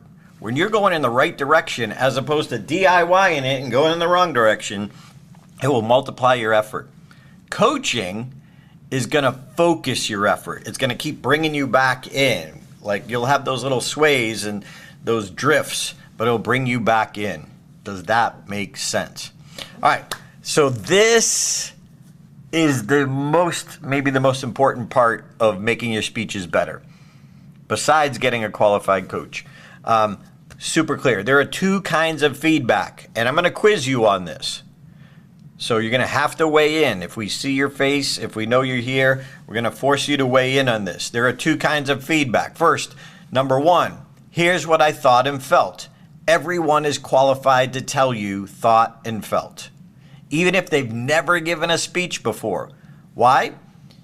Because the most important part of a presentation is the thought process in the listener's mind. The thought process. So we need to know when you say this is what I'm thinking. When you say that, when you tell this story, this is what most people are thinking. Number two, here's how to make it better. That's the caution area. That's when you need to listen to a qualified coach. I'm going to give you an example, and here comes the quiz. So in my championship speech, I fell on my face intentionally, and I gave part of my speech from lying down. Now, when I went to, now Mark was my coach, I went to 22 clubs, and I asked them for feedback. So here's my test for you. Is this number one or number two? So I'm going to tell you what they said. I'll say it several times, but you type in the chat one or two. One or two. This is what I heard over and over again. You were down too long. I was uncomfortable. You should get up sooner. You were down too long. I was uncomfortable. You should get up sooner. Darren, you were down too long. I was really uncomfortable. You should get up sooner. Is that number one or number two? You were down too long. I was uncomfortable. You should get up sooner. One, two. Only 1, 2, but 4 ones. I guess 1, 1. Oh. Oh, 1, 1, 1, 1, 1, 1, 1, 1, 1, 1, 1. Thank you, Matthew. Thank you. And actually, Lisa is correct. Lisa is correct. It's both, but you got to discern. You have to see and understand what we exactly mean by that. You were down too long. Thought and felt. Thank you. Thank you. Lisa. I was uncomfortable. Thought and felt. You should get up sooner. Coaching. You have to discern. We want thought and felt from everyone so we can look for those commonalities. We can look for those thoughts, and maybe we adjust it to make sure they're thinking what we want to think. If you want to be world class, you have to understand what they're thinking when you do this, when you tell this story, when you show this slide, etc. So when I brought this insight to Mark Brown, he said, Stay down longer. It's okay. what? But Mark, Yeah. everyone's telling me, get up sooner. Yeah, because you made them uncomfortable. But as presenters, our job is not necessarily to make people comfortable. Indeed, sometimes it is to make them uncomfortable so they will change and respond to your message. Stay down and see what happens. Think about it. He gave me the exact opposite advice of well-meaning Toastmasters. Their hearts were in the right place, but they don't know what they don't know.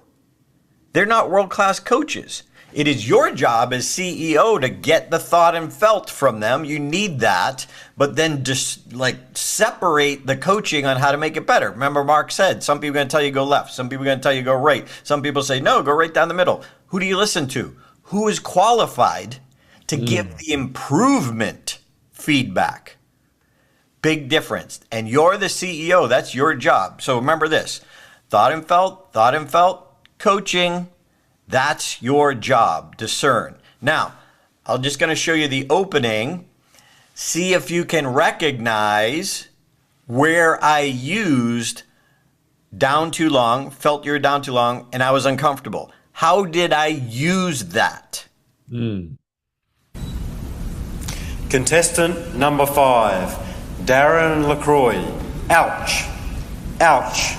Darren LaCroix.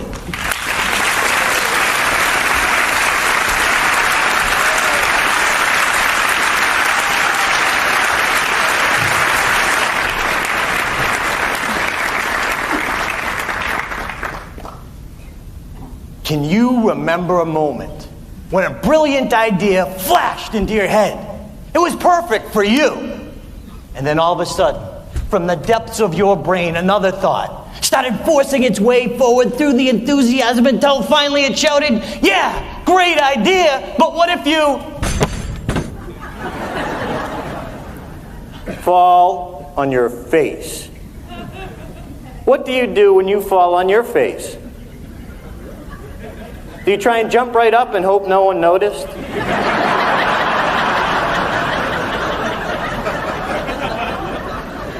Are you more concerned with what other people will think than what you can learn from this? Mr. Contest Chair, friends, and the people way in the back. Ouch!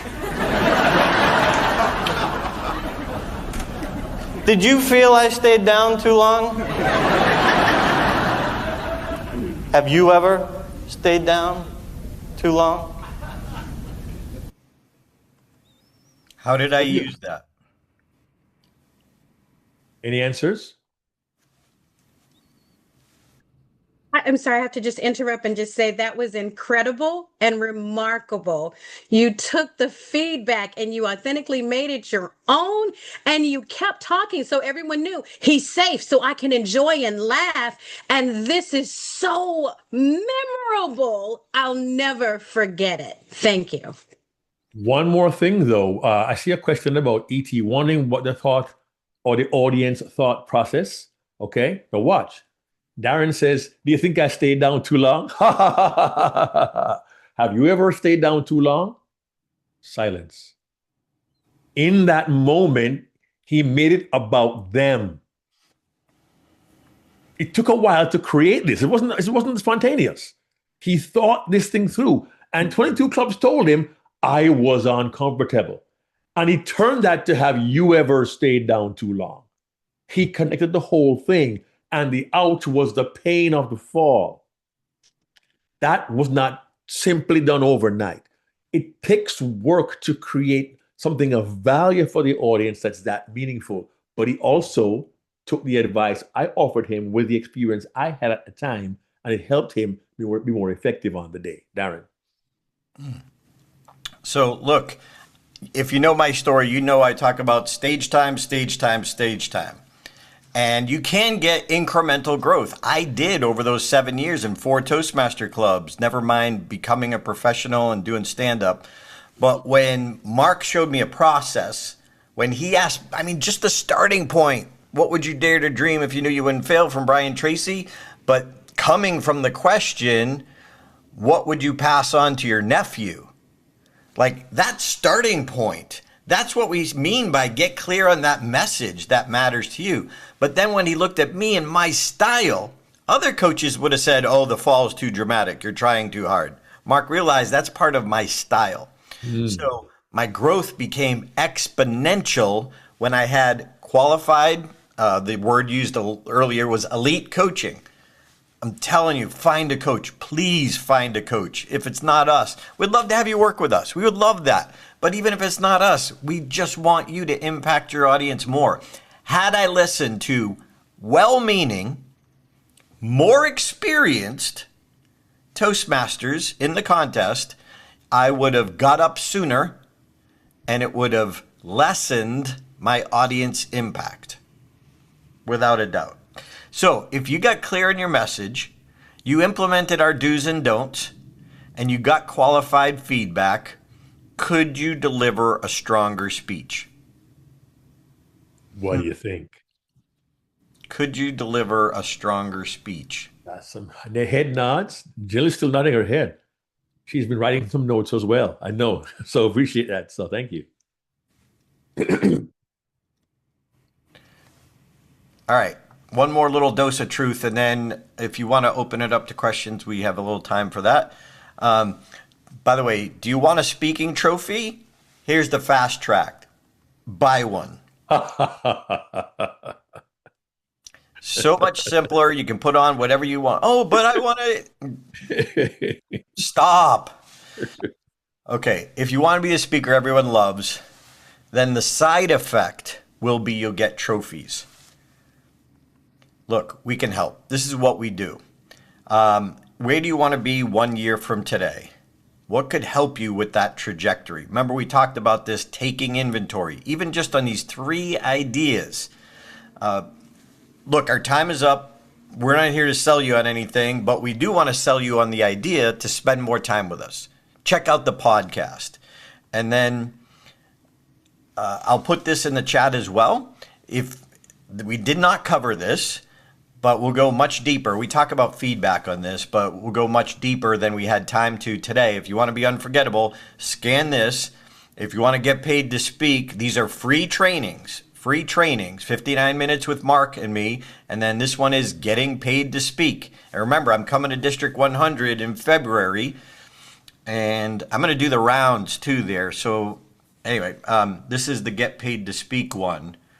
So that being said, this is your logical, direct next step. Boom. In the chat as well, so you can scan. If you want me to hold it up longer, let me know. But let's bring it back to our boss. And by the way, Darren, quickly, I was counting your you and your in that part of the speech up until the point where you said, have you ever stayed down too long? You used you and your 14 times. 14 times. It was about the audience. You. His second word, can you remember a moment, was you. Second word. There you go. Over to Uanga. Thank you for your time. Was this helpful today, people? Was it helpful today? Let us know. Thank you for the nods and the stars and the flowers and the notes. We appreciate that. Thank you. Thank you so much, Mark and Darren. I can see some people have a question. So I think I like to give some time for, if you have any question, please ask. Sean. Thank you very much. My question is, Toastmasters had a program called Udily to help you practice your speech. And I noticed they took it down and you can no longer utilize it.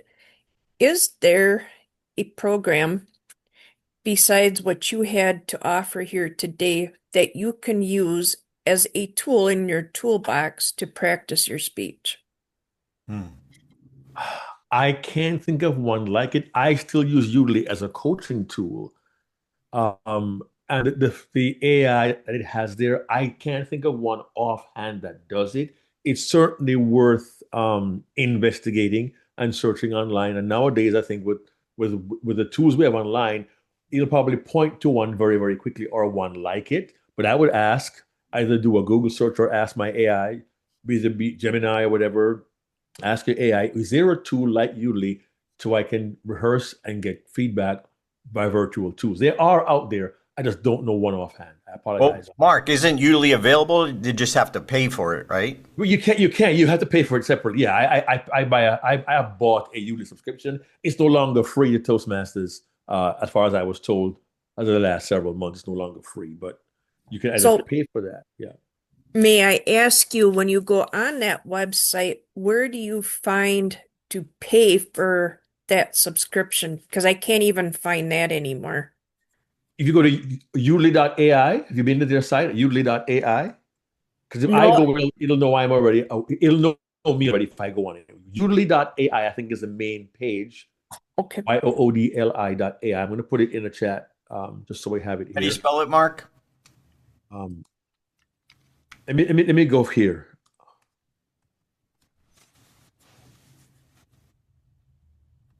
I think this is it. Try that and see what happens. Okay. And let me know what it returns to you. If I go there, it'll just go to my account because I pay for one. But it's a great tool when you're online to look at you, how centered you are, how fast you speak your language. It'll give you feedback. It's a powerful tool, but it's changed. Has anyone clicked on that link and gotten to that page? Anybody click a link and get to the page? Just curious to know what happens when you get there. It may be a sign-up link. I don't know. Yeah, you can get there, and there's a link that says get it. So they give you a free trial, and then I'm sure at the end of the trial, then you pay for it. But it doesn't go through Toastmasters anymore. And Sean, and anyone, if you're interested, is it okay if I put in a link from our online university? Yes. Okay, so this is a special, like if you go on stagetimeuniversity.com, it's $197 a month to work with us. And we have 4 coaching calls every Wednesday at 4 p.m. Mark is one of the coaches. I'm one of the coaches. There's always 2 world-class coaches, and 3 of our members get feedback. So remember, I talked about at the beginning, our members made it to the finals, made it to the semifinals. Now, we don't teach people to win. We teach people to create a stronger speech. So with this link, it's $97 a month, or you can do a year with us, and it's $797 for a year. So obviously, you invest in a year. Where do you want to be a year from now? You save a few months, but it's $97 a month if you click on that link. So you're not going to find that on our website. That's a special because you were here, and with permission to share that. Check that out, and you can work directly with Mark and me. And you get all of our programs as well. Instant access to all of our programs. Thanks for the question, Sean. We appreciate it. I should say, you get all of our step-by-step processes. So we'll check it out. It's a lot there. It's like a while to explain the whole program to you. Trust me. Yes, Charla. I just wanted to say thank you so much to you both. This was so engaging, inspirational, educational, motivational. I mean, this was just fantastic. It's such a blessing when you can get world champions to come and share with you. You just can't help but become better. I did want to say, I did put this in the chat because Darren, thank you so much for sharing, and I love your authenticity and just the tips that you shared. And Mark, you have the voice. I love iconic voices, and I put in the chat some of my favorite, just so I could let everyone know I'm serious about voices. Mel Blanc, Bugs Bunny, of course. James Earl Jones, Darth Vader, Boris Karloff, Luke Skywalker. Right. And then you have Thurl Ravenscraft, and that's the voice of Tony the Tiger for those. They're great. Yes, and he also did the song with the Grinch, and then the iconic Jeffrey Holder. He was the Bond villain, and the Seven Up commercial. Exactly. Yeah. But Mark, your voice as Toastmasters Thank International you. Voice. Oh my God! At the conference, I was waiting to go on stage to get one of the awards. Yay! We were going on stage with District 100. Yay! And while I was standing Congratulations. there, I heard the iconic voice of Mark right behind me. It took everything I had not to just try to peep over that curtain and then, and just be like, I love your voice. Thank But you I know so he was much. working. But your voice is so iconic and inspirational and just wow, it's so powerful. I just had to let you know I love your voice. I've said this to you, but I want to say it to everyone. Incredible voice. And Darren, you're just amazing. Thank you both for coming today. Incredible. Thank you. Thank you, Charlotte. That list is powerful. If you have Don LaFontaine in a world, well, he's known for the that's Don. Yeah, I mean, and you got you're a mean one, Mr. Grinch. All those voices, Jeffrey Holder. I mean, I know these. To be on that list is a great honor, and for that I thank you. Yeah, and by the way, when I say the step-by-step programs that you get if you joined us, this is the roadmap. These are all the These are all the courses. These are 1-hour courses, the fast start programs, and then these are the deep dives. What I suggest, what we tell our members is you got to go through stories that stick if you want to do well in the contest. Again, content we didn't have time to cover. It's a whole 2-day event, but I put the roadmap in there. Those are all our courses. And by the way, I will be in your district live. Let's see. I'm going to be speaking at a club. February first week of Saturday. That's Yeah, okay. if you know Roxanne, Mark, what's Roxanne's last name? Anderson. Roxanne Anderson. Yeah. I'm going to speak at. She's a personal friend and somebody who's been to a lot of our events. I'm going to speak at her club, February 5th. And you'd have to ask her, Roxanne Anderson. And then Saturday, I'll be in Pasadena. I want to meet the little old lady. On February 7th, I'm speaking at your Speaker Bureau Club about the business of speaking. Yeah. And I might try and find a club in between there if you guys know of any in those other days. If I'm going to drive to California, I might as well do a couple more clubs while I'm there. So anyway. We have time for what? 2 more questions, Yeah. Madam Chair? I guess all the questions have been answered, which we appreciate. Yeah. Again, thank you, Mark and Darren. I have no words to say. It was a great presentation, and I love to hear that again. Also, as you can see, Darren and Mark has a lot to teach us. If you want to know how to create and deliver unforgettable presentation or build your speaking business, ask both of them about the Stage Time University. Thanks again to both of you. I really enjoyed. I believe everyone did.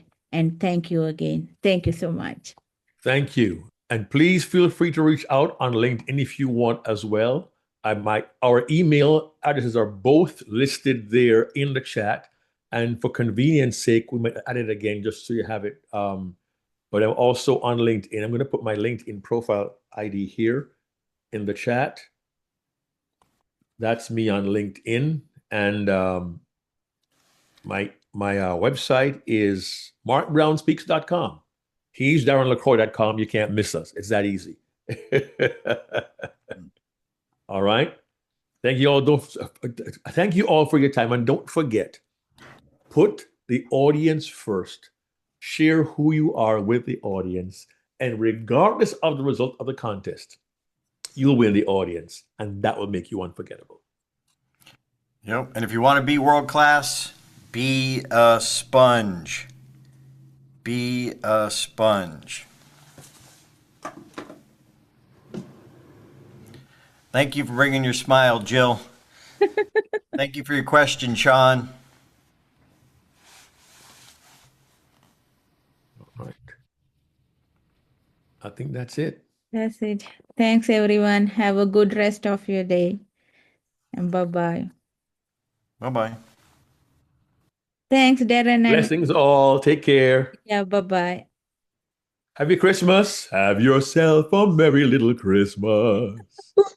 All day. Yeah. All right. Bye-bye. Bye. Bye.